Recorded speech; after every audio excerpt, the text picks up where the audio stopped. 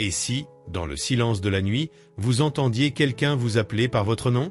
Une voix mystérieuse, insistante, mais sans visage, perçant l'obscurité. Que feriez-vous? L'histoire que vous êtes sur le point de connaître n'est pas seulement une vieille histoire. Il révèle l'un des moments les plus marquants de la connexion entre Dieu et l'être humain. Une nuit qui a changé à jamais le destin d'un garçon et de toute une nation. Aujourd'hui, vous découvrirez la vocation de Samuel.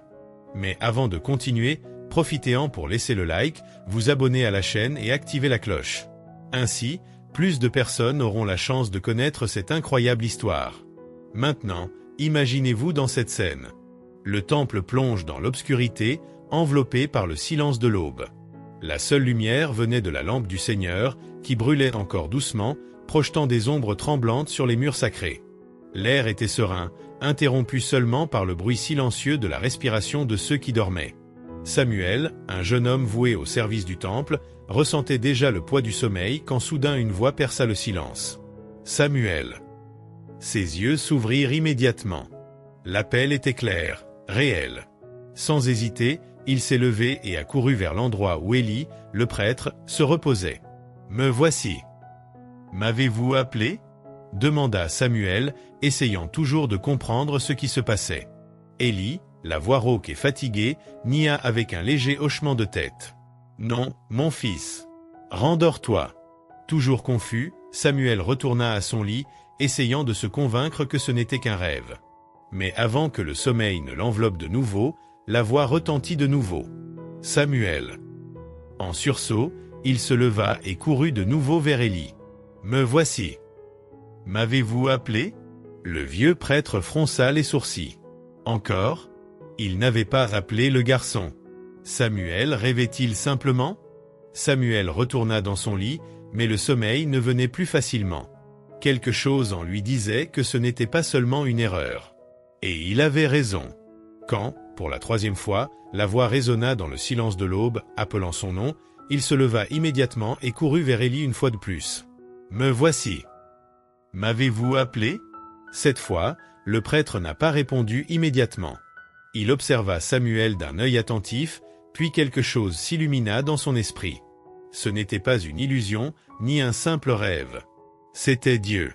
D'un ton plus sérieux, Élie se pencha légèrement en avant et dit « Samuel, retourne dans ton lit. » Mais si la voix t'appelle de nouveau, dis « Parle, Seigneur, car ton serviteur entend. » Samuel hocha la tête, le cœur battant. Il retourna à sa place, mais maintenant il ne pouvait plus fermer les yeux. L'obscurité semblait encore plus profonde, le temple plongé dans un silence presque sacré. Puis, c'est arrivé. Pour la quatrième fois, la voix l'appela, mais maintenant encore plus intensément. « Samuel! Samuel !»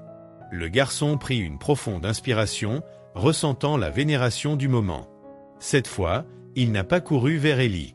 Le souffle brisé, mais le cœur ferme, il répondit « Parle, Seigneur, car ton serviteur entend. » À ce moment-là, le ciel rencontra la terre. Dieu, le Créateur de toutes choses, s'est adressé directement à un jeune garçon. Et cette nuit-là marquerait le début d'un voyage qui allait changer non seulement la vie de Samuel, mais aussi le destin de toute une nation. « Me voici. M'avez-vous appelé ?» Cette fois, Élie n'a pas répondu immédiatement. Son regard changea. Il s'ajusta lentement, analysant Samuel de plus près. Alors, comme si une lumière s'était allumée en lui, il comprit ce qui se passait. Ce n'était pas une simple illusion de sommeil. Ce n'était pas une erreur. Dieu appelait Samuel. À ce moment-là, le silence du temple a été rompu par quelque chose de bien plus grand qu'un simple appel. Le Seigneur a commencé à parler à Samuel. Le cœur du garçon battait vite. Il resta couché, mais le sommeil n'avait plus de place. Son esprit tourbillonnait, sa poitrine se soulevait et s'abaissait avec une respiration accélérée. Serait-ce vraiment Dieu? La voix reviendrait-elle? Et puis, tout a changé. La présence du Seigneur remplissait cet endroit. Dieu Tout-Puissant s'adressait directement à Samuel, et non plus par des symboles ou des intermédiaires. Et son message était fort. « Je vais faire quelque chose en Israël qui fera frémir tout le monde en l'entendant. » Samuel resta silencieux, attentif à chaque mot. Dieu annonça un jugement sur la maison d'Élie. Les fils du prêtre étaient devenus corrompus, ne respectaient pas les offrandes et méprisaient le service du temple. Ils ne craignaient pas le Seigneur, et Élie, même s'il connaissait leurs fautes, ne les corrigeait pas. Maintenant, le temps de la patience divine était terminé. Le sacerdoce de la maison d'Élie sera déraciné. Je susciterai un nouveau serviteur fidèle. Les paroles de Dieu étaient aussi dures qu'un vent impétueux. Samuel les entendit, mais il avait le cœur lourd. Comment un garçon pouvait-il porter une telle révélation? Qu'est-ce que cela dirait à Élie, l'homme qu'il a élevé et instruit dans le temple? Ce moment a tout changé. Samuel n'était plus seulement un garçon servant dans le temple. Or, il était un prophète choisi par le Dieu vivant. C'est ainsi qu'a commencé le voyage de ce qui allait devenir l'un des plus grands chefs spirituels d'Israël, un homme dont la voix guiderait les rois, les armées et toute une nation. Le poids des paroles du Seigneur s'est abattu sur Samuel comme un fardeau difficile à porter. Chaque détail du message divin était gravé dans son esprit. Dieu avait été clair, le temps de l'impunité était révolu. Le sacerdoce d'Élie et de ses descendants serait jugé, et rien ne pourrait arrêter ce qui allait arriver. Quand la voix cessa, le silence emplit à nouveau le temple, mais maintenant il sonnait différemment. C'était un silence dense, chargé de sens. Samuel était allongé là, réfléchissant à tout ce qu'il avait entendu. Comment pouvait-il dire cela à Élie? Comment pourrions-nous trouver le courage d'annoncer une sentence aussi sévère à l'homme qu'il avait créé et lui avait enseigné Dieu? L'aube s'écoula lentement. Puis, les premiers rayons du matin ont commencé à toucher le sanctuaire. Il était temps de se lever. Même le cœur lourd, Samuel suivait sa routine. Il ouvrit les portes du temple, laissant la lumière du matin envahir le lieu sacré. Mais à l'intérieur, il se sentait toujours piégé dans l'obscurité de cette révélation. Il redoutait le moment où Élie l'appellerait. Et ce moment ne s'est pas fait attendre. « Samuel, mon fils !» La voix rauque du vieux prêtre rompit le silence. Samuel se retourna lentement. Le regard d'Élie était plein d'attente et d'inquiétude. Au fond de lui, le prêtre le savait déjà, Dieu avait parlé cette nuit-là. Élie prit une profonde inspiration et dit fermement: « Que lui a dit le Seigneur? Ne me cache rien. Qu'il te punisse sévèrement si tu ne me dis pas tout. » Samuel baissa les yeux un instant.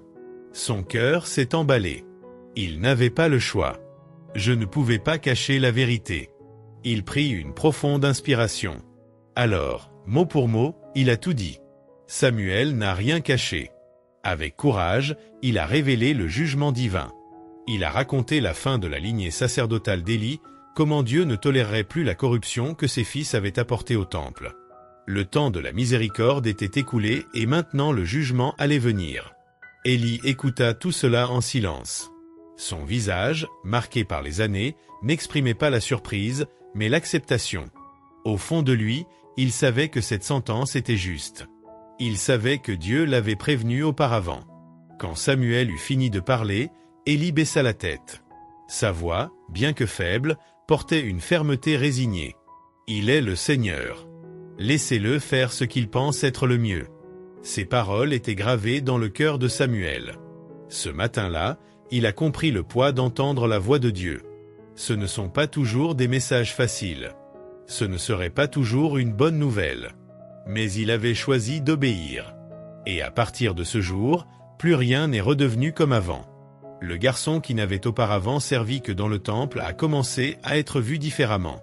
Samuel n'était plus seulement l'assistant d'Élie, il était l'élu du Seigneur.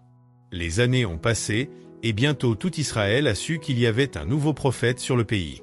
Samuel n'a pas seulement entendu la voix de Dieu, il a choisi d'obéir. Et à cause de cette obéissance, sa vie et le destin d'Israël ne seraient plus jamais les mêmes. La nouvelle se répand lentement, comme la brise matinale qui traverse les champs d'Israël. Quelque chose avait changé. Samuel n'était plus seulement un garçon servant dans le temple. Maintenant, il était connu comme celui qui avait entendu la voix de Dieu. Les jours ont passé et la présence du Seigneur a continué avec lui. Auparavant, les paroles et les visions divines étaient rares, presque silencieuses. Mais maintenant, Dieu parlait de nouveau, et il parlait à travers Samuel. Et tout ce qu'il a dit s'est accompli. Il ne fallut pas longtemps pour que tout Israël reconnaisse, d'une tribu à l'autre, d'une ville à l'autre, que Samuel était un prophète du Seigneur. La voix de Dieu résonnera à nouveau parmi son peuple. Mais Israël n'était pas préparé à ce qui allait suivre. Les Philistins, ennemis anciens et implacables, devenaient de plus en plus forts et se préparaient à attaquer. La corruption rôdait toujours au sein de la nation elle-même. Et bientôt, une tragédie allait s'abattre sur la maison d'Élie, scellant une fois pour toutes le jugement annoncé par Dieu. L'appel de Samuel n'était que le début. Des temps difficiles s'annonçaient. Le garçon qui entendit la voix à l'aube devint l'un des plus grands prophètes d'Israël. Il guidait le peuple en temps de crise. Il oindrait les premiers rois de la nation. On se souviendra toujours de lui comme d'un homme qui entendait la voix de Dieu et lui obéissait. Mais, et toi? Si Dieu appelait votre nom aujourd'hui, voudriez-vous écouter? Répondriez-vous? Ou le bruit du monde étoufferait-il la voix du Créateur? L'histoire de Samuel n'est pas seulement un récit du passé. C'est une invitation au présent. Dieu parle toujours. Parfois, il utilise sa parole. D'autres fois, il se révèle dans les petites situations de la vie quotidienne. Mais la grande question est, sommes-nous prêts à écouter? Si ce message vous a touché le cœur, laissez votre like, commentez, parle, Seigneur, ci-dessous et partagez cette vidéo avec plus de personnes. Et rappelez-vous, Dieu continue d'appeler. La question est de savoir si vous écoutez.